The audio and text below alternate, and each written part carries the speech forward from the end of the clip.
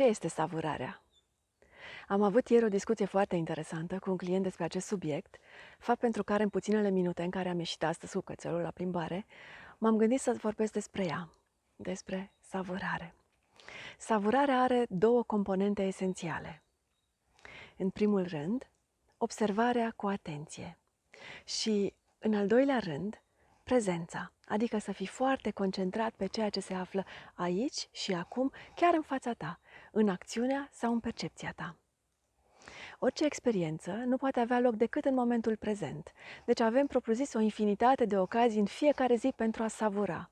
Însă cum gândurile noastre sunt în proporție de 90% recurente, ele ne atrag cel mai adesea în trecut sau în ceea ce credem că va fi.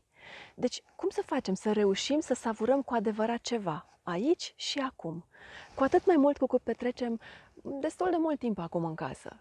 Și asta îmi spunea domnul amintit la început, că nu-i mai arde de tehnici și practici în nebunia pe care o are acasă cu copiii care sunt nerăbdători să mai stea în apartament, când parcă toată familia simte că a luat o raznă.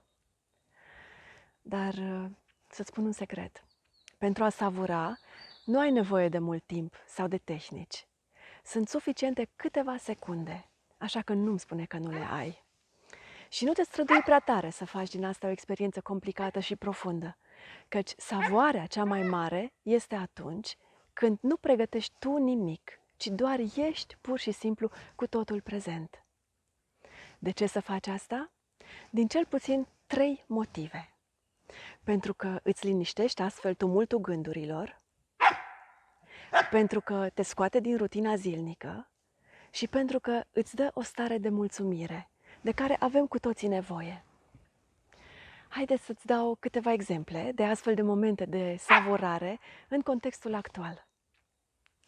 Răcoarea aerului dimineții, când aerisești casa, sau tot ce-ți oferă simțurile, de exemplu simțul auditiv, câinele care latră, sau au înflorit lalelele acum, poate le admiri, sau mănânci ceva foarte bun și mesteci de multe ori înainte de a înghiți, savurând cu adevărat gustul, sau auzi ciripitul păsărilor, sau adori senzația pe care ți-o produce apa caldă când te bagi în cadă, sau citești niște cuvinte foarte frumoase, sau vezi un clip artistic deosebit și multe momente așa zis banale, care pot primi acum o cu totul și cu totul altă valoare.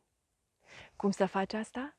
Încetinește-ți în primul rând ritmul, câteva secunde, și fii atent la experiența ta, ca și cum ai privi-o din exterior. Observă-o și apreciază-o, căci savurarea intensifică și prelungește emoțiile pozitive. Găsește în fiecare zi câteva secunde pentru a savura și amintește-ți seara, înainte de a adormi, ce anume ai savurat și observă împlinirea pe care această stare ți-o dă. Poți ține un jurnal, însă asta ți-ar cere timp și ți-am spus la început că acum sunt suficiente câteva secunde. Sunt Cornelia Pali, sunt coach și trainer și te aștept cu drag să ținem legătura în rețelele de socializare și pe site-ul meu, corneliapali.ro. Mă bucur de asemenea de comentariile tale legate de ceea ce savurezi tu acum în această perioadă. Pe curând!